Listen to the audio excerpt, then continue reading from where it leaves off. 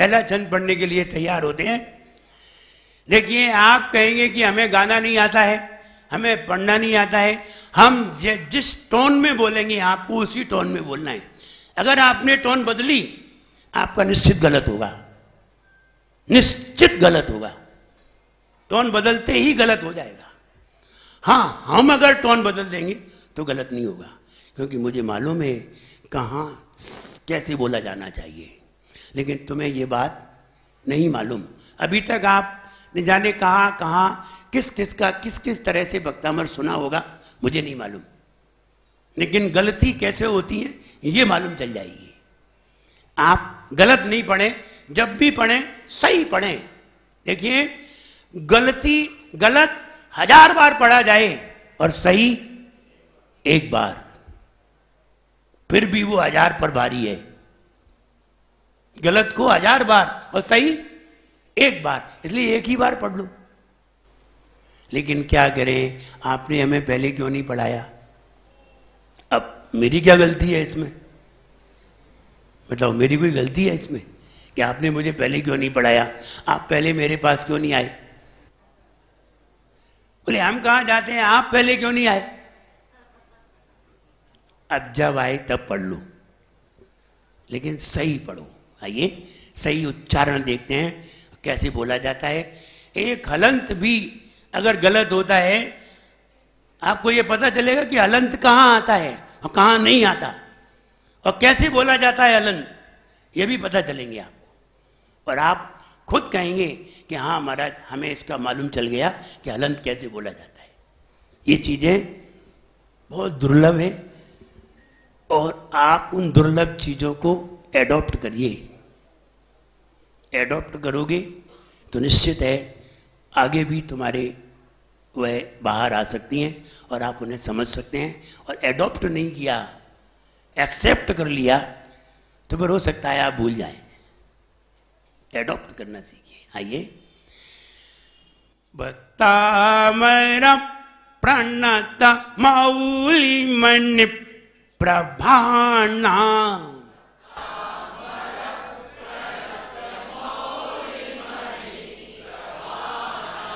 भक्तामर प्रणत मौली मणि प्रभाना,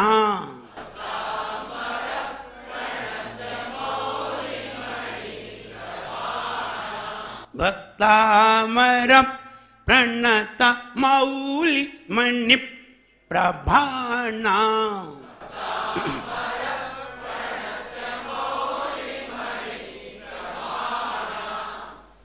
कई लोग मणि बोल रहे हैं, जबकि हमने ऐसा बोला ही नहीं है।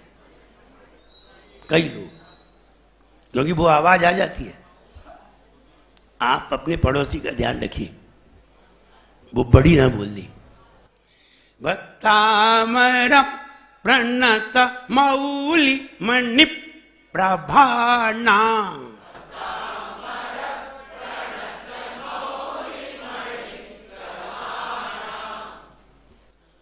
अब विचार करिए, आपने ऐसे बोला है भक्तामर, बोला है कि नहीं? ये ऐसे क्यों बोला है? नहीं मालूम? मालूम है किसी को? नहीं मालूम। नोट करिए, जब कभी छोटा आ, छोटी ई, छोटा ऊ, छोटी री, छोटी लरी, ये 5 स्वर अ, ई, उ, री, री, ये 5 स्वर पहले आए। ठीक है, ये 5 स्वर पहले आए और बाद में संयुक्त अक्षर आ जाए। लिखिए, ये याद करना पड़ेगा, नहीं तो फिर भूल जाओगे। और आप लोग अकलंक नहीं हो ना निकलंक हो, आपको तो 100 बार सुनाएंगे तो भी भूल जाओगे। इसलिए नोट करिए, जिससे कि बाद में आपको याद आ जाए। जब कभी अ, छोटा आ, छोटी ई, छोटा उ, री और ली, अगर ये स्वर आए और इसके बाद संयुक्त अक्षर आ जाए तो स्वराघात होता है, तो स्वराघात होता है, स्वर पे आघात होता है। अब देखिए भक्ता अमर, रा में क्या है? रा में छोटा है बड़ा है? छोटा है। और प्रा क्या है? संयुक्त अक्षर। संयुक्त अक्षर किसे कहते हैं?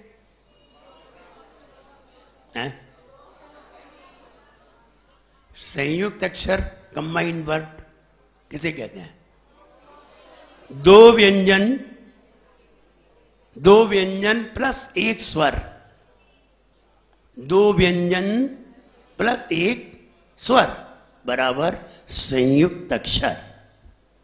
देखिए प्र, पी आर ए, तो पी व्यंजन है, आर व्यंजन है और ए स्वर है। प आधा प आधा रा और आ, तो ये दो क्या मिले? व्यंजन। व्यंजन किसे कहते हैं?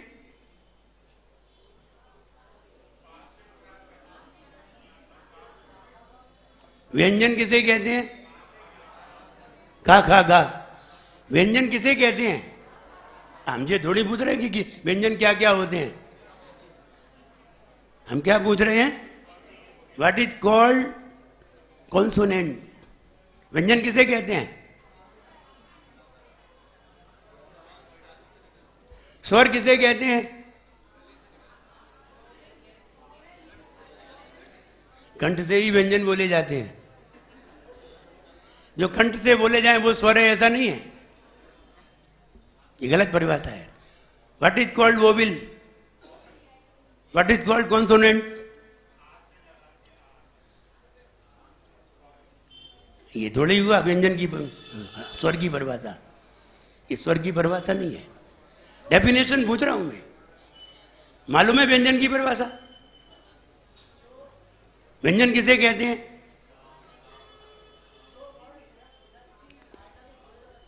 जो बिना स्वर के होते हैं और जो बिना स्वर के मुंह से बाहर नहीं निकलते, उन्हें व्यंजन कहते हैं। जो बिना स्वर के मुंह से बाहर नहीं निकलते, उन्हें व्यंजन कहते हैं। जो मुंह में ही रहते हैं, होंठ के अंदर रहते हैं, वही प्रोडक्ट होते हैं, उन्हें व्यंजन कहते हैं। और जो स्वर के साथ निकलते हैं, उन्हें व्यंजन कहते हैं। बिना स्वर के नहीं निकलते। जैसे स्वर क्या है? स्वर बाप है। और व्यंजन 1 साल का बेटा। 1 साल का बेटा अकेला बाजार नहीं आ सकता, पिता की गोदी में ही आएगा। अगर पिता नहीं हो तो 1 साल का बच्चा, 2 साल का बच्चा बाजार नहीं जा सकता है। तो व्यंजन बच्चे हैं और स्वर पिताजी हैं उनके, वो लेके निकलेंगे। वो नहीं मिले तो वो आ ही नहीं सकते। जैसे देखिए हम बता रहे हैं आपको, आप बोले पप्पू, बोलिए। अब देखिए बीच में आधा पा है, उसमें स्वर नहीं है। अब पू हटा दीजिए, अब बोलिए बंद। अब वो निकलेगा नहीं बाहर, वो बाहर ही नहीं निकलेगा। बोले स्वर लाओ, अब पू स्वर है, ऊ स्वर है। अब बोलो, ऊ लगा के बोलो, अब निकल आया बाहर। तो व्यंजन वो है बिना स्वर के कभी बाहर नहीं निकलते। बोलो कक्का, अब का हटा दीजिए पीछे का, जो अटक गया यहीं, अब नहीं निकलेगा। आ रही समझ में? सन्मति, सन्मति, मति हटा दीजिए, बोलो, अटक गया वहीं भीतर, निकलेगा नहीं बाहर। व्यंजन उसे कहते हैं जो बिना स्वर के कभी बाहर नहीं निकलता। तो व्यंजन को हमने किसकी संज्ञा दी? बेटे की। और स्वर को बाप की संज्ञा दी। उदाहरण समझाया है, ऐसा नहीं वो बाप है वो बेटा, ऐसा नहीं है।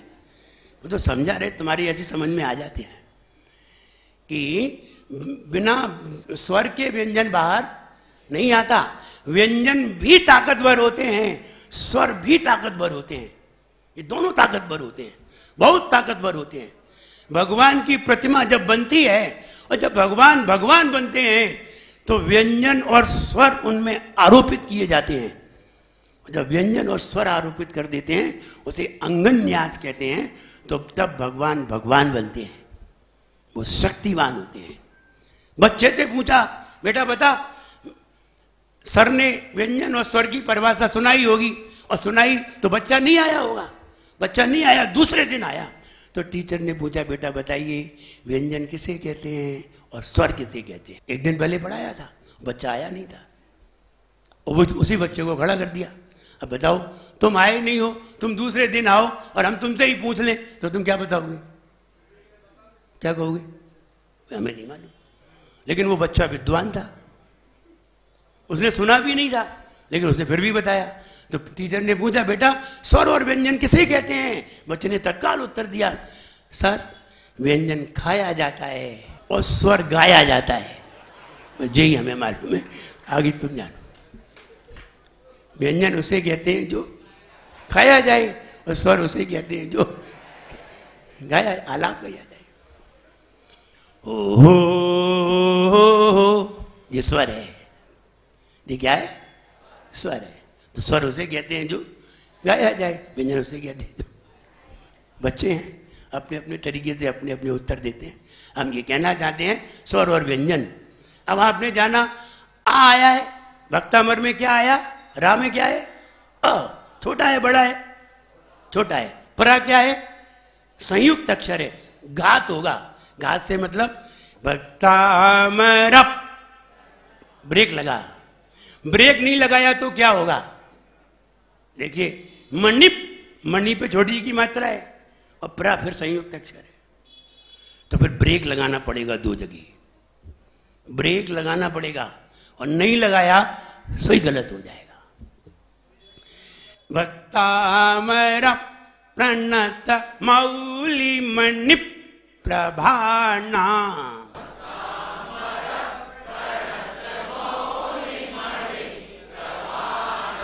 अब सही आया, आया सही कि नहीं? सही आया। आपने एक लाइन तो सही सीख ली। भक्तामर प्रणत मौली मणि प्रभाना।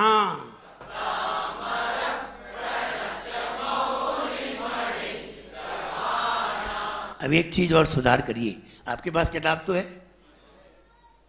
जहां जहां हमें कमी महसूस होगी हम वहां अंडरलाइन करवा देंगे। इससे यहां तुम्हें बहुत ध्यान देना है। मौली बोलते हैं, कई लोग मौली बोलते हैं। मौली, ये ओंठ देखिए, मौली। हाँ, ओंठ घूमना चाहिए, नीचे वाला ओंठ राइट हैंड घूमना चाहिए। मौली, और घूमा नहीं तो मौली हो जाएगी। अब इसे कैसे पढ़ा जाएगा वो जरा लिख लीजिए, पेन आपके हाथ में है। मौली कैसे लिखा जाता है? माँ बनाइए, माँ बनाइए, बड़ा ऊ लगाइए, बड़ा ऊ लिखिए। माँ, बड़ा ऊ और लापे छोटी की मात्रा। अब पढ़िए, पढ़ो। मौली, सही आ गया। अब अपने आप से ये भाषा कुरान शरीफ की है। कुरान शरीफ में औ नहीं लगाया जाता। उर्दू लैंग्वेज में ऐसे औ नहीं लगाते, वहां ऊ लगाते हैं। माँ लिख करके ऊ लिखेंगे और ली लिख देंगे। अब पढ़ो, अब बिल्कुल सही पढ़ोगे। औरत ऐसे नहीं लिखते कि आप पे औ की मात्रा लगा के रात आ लिख दें, ऐसे नहीं लिखते। आ लिखेंगे, ऊ लिखेंगे, बड़ा ऊ, रा होता। अब पढ़ो, औरत। अब सही पढ़ोगे। वैसे पढ़ो औरत, तुम ऐसे पढ़ोगे, वो बिल्कुल सही पढ़ते हैं। इसलिए जब अब उर्दू तुमने सीखी नहीं है, इसलिए हम आपको सिखा रहे कैसे पढ़ना चाहिए। भक्तामर प्रणत मौली मणि प्रभाना।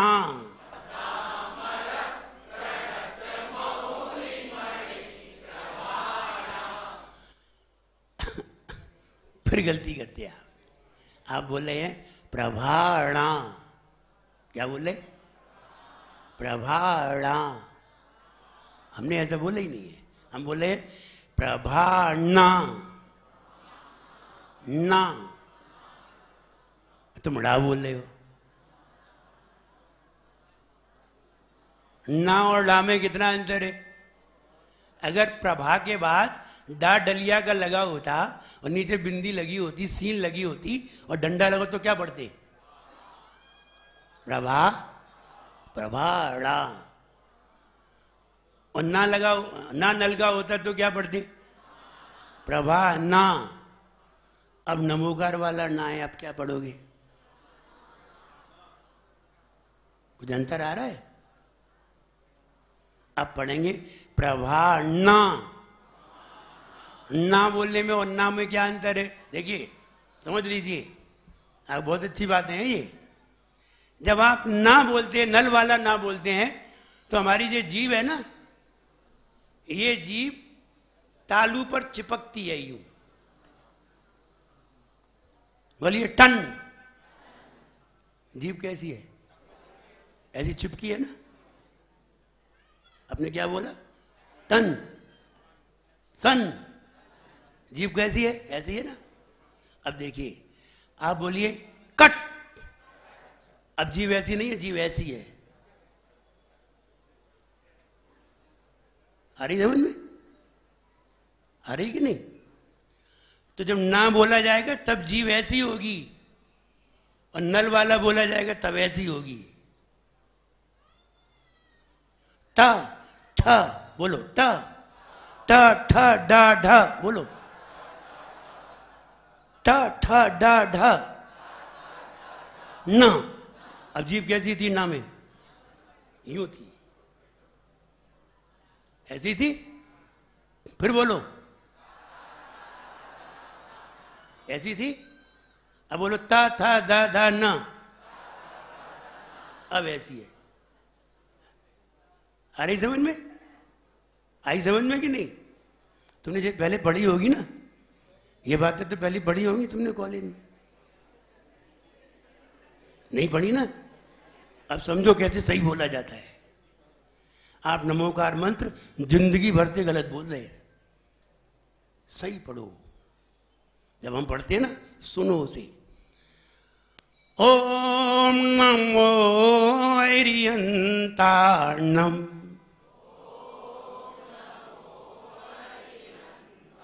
नम। आवाज देखिए, झन्ना हटाएगी मुंह में, जीभ झन्ना जाएगी। और तुम बोलते ओम नमो अरियंताणम, तुम ऐसे बोलते। अब बताओ, फिर कहते महाराज कुछ नहीं होता नमोकार मंत्र से, कुछ नहीं होगा। सही पढ़ना सीखो, शुद्ध पढ़ना सीखो। हमने बताया 1000 बार का गलत और 1 बार का सही। बस एक ही बार भक्तामर पढ़ना, उसी में काम हो जाना है। इसलिए फिर पढ़िए